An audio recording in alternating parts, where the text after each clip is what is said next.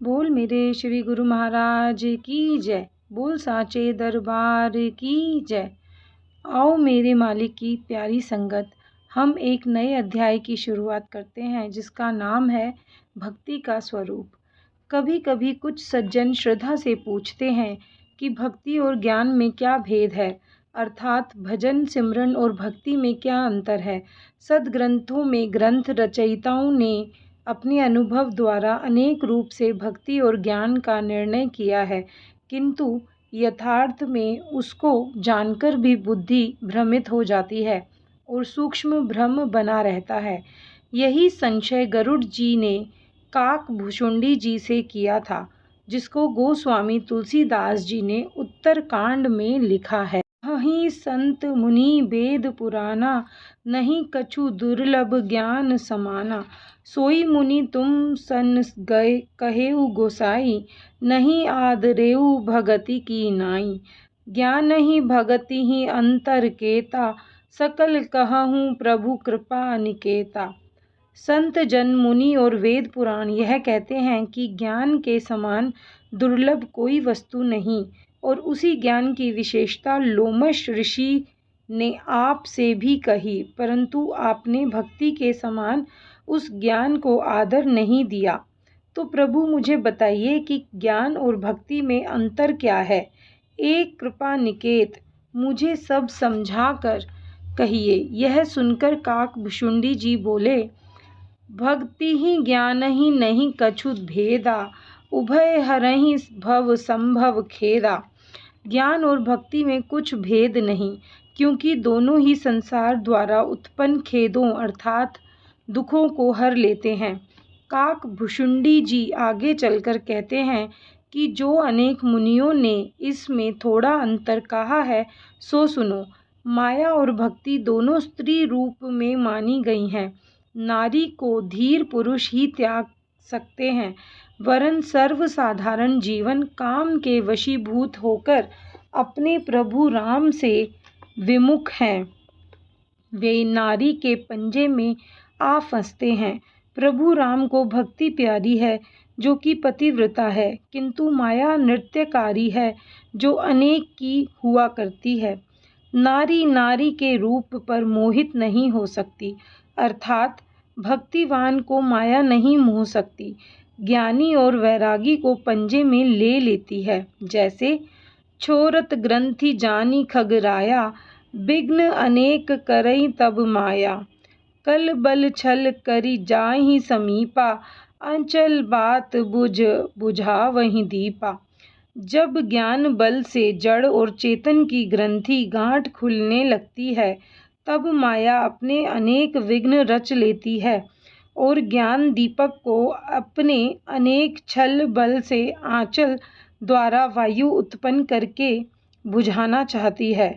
इसलिए भक्तिवान पर प्रभु प्रसन्न हैं, अर्थात सानुकूल हैं। यह देखकर माया लज्जित होकर डर जाती है और भक्ति का आवेश देखकर माया अपनी प्रभुताई नहीं जमा सकती। अनेक महापुरुषों ने भक्ति का शब्दार्थ इस प्रकार भी किया है, भय गति। जिस अवस्था में सब भय नष्ट हो जाते हैं उसे भक्ति कहते हैं। श्रद्धा, विश्वास, प्रेम और सेवा, यह 4 सीढ़ियाँ भक्ति का रूप है। ज्ञानी कुछ बनना चाहता है और प्रेमा भक्ति वाला प्रभु में लीन होकर उसी में मिटना चाहता है। जैसे प्रभु राम ने नारद को कहा, करूं सदा तिनकी रखवारी, जिमी बाल कहीं राख महतारी। ए नारद, मैं अपने अबोध बालक भक्तिवान की इस प्रकार रक्षा करता हूँ जैसे बालक की रक्षा माता करती है। प्रौढ़ भय तिहि सुत पर माता, प्रीत करे न पाछल बाता। फिर उसी बालक को बड़ा हुआ जानकर माता पहले वाली रखवाली और प्रीति नहीं करती, क्योंकि उसे अपने आप का ज्ञान होता है, अतः माता की गोद छोड़नी पड़ती है। जब वह कुछ न जानता था तो माता बच्चे को नग्न ही साथ लेकर सो जाती थी। न बच्चे को ज्ञान था और न माता पर्दा करती थी। बच्चे के सर्व अंगों को छूकर भी माँ का मन कामातुर नहीं होता था और न बालक को स्त्री रूप का ज्ञान था। जब उस बच्चे को स्त्री पुरुष का ज्ञान हुआ तो उसे माता ने झट त्याग दिया। यह है ज्ञान और भक्ति का भेद। रामायण में फिर कहा है, जे असी भक्ति जानी परिहरहि, केवल ज्ञान हेतु श्रम करहि। ते जड़ काम धेनु ग्रह त्यागी, खोजत आकु फिरहि पय लागी। सुनु खगेश हरि भगति बिहाई, जे सुख चाहहि आन उपाई।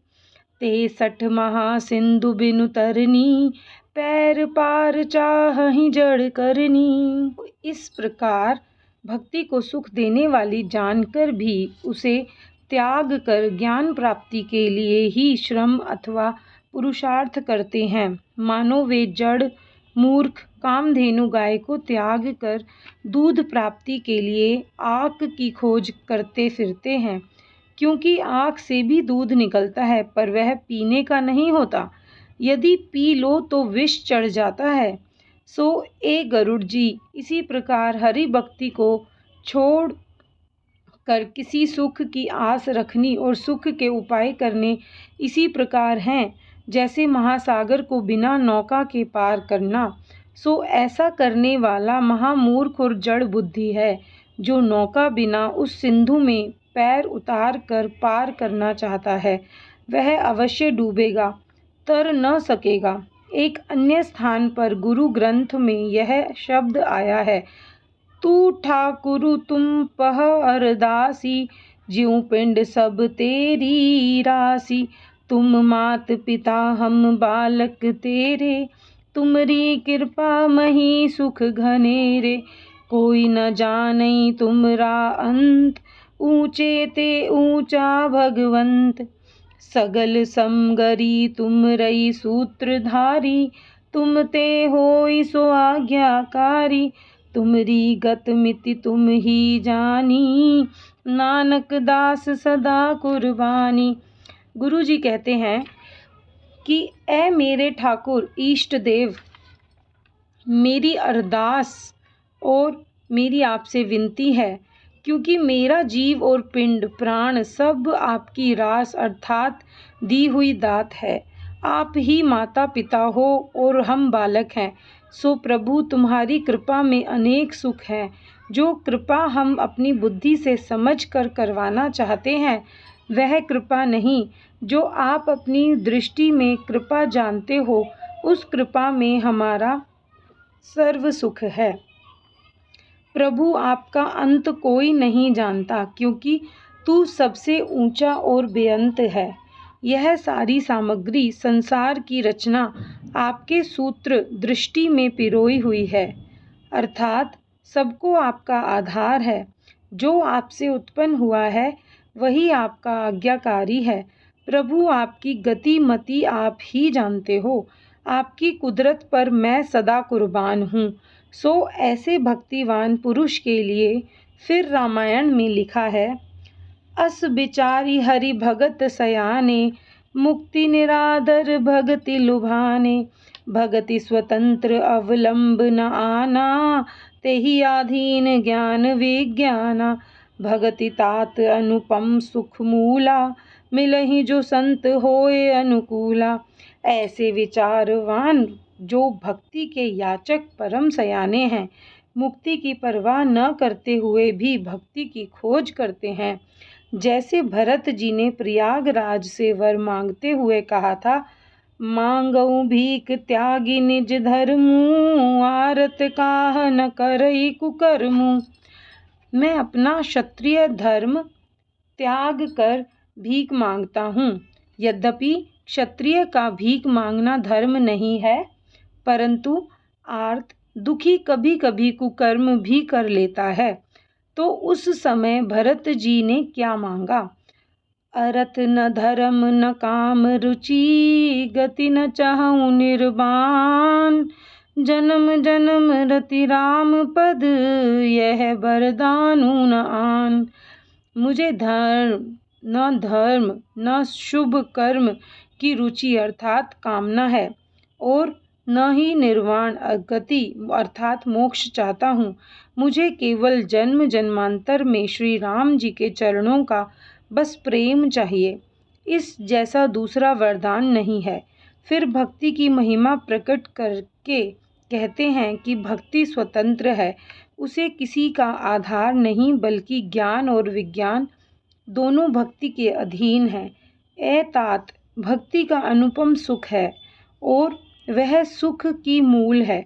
भक्ति को समझने और पाने के लिए किसी कृपालु संत को मिलना चाहिए, जो कृपालु होकर जिज्ञासु जीव के हृदय में भक्ति का प्रवेश कर दे और भक्ति का स्वरूप दर्शा देवे।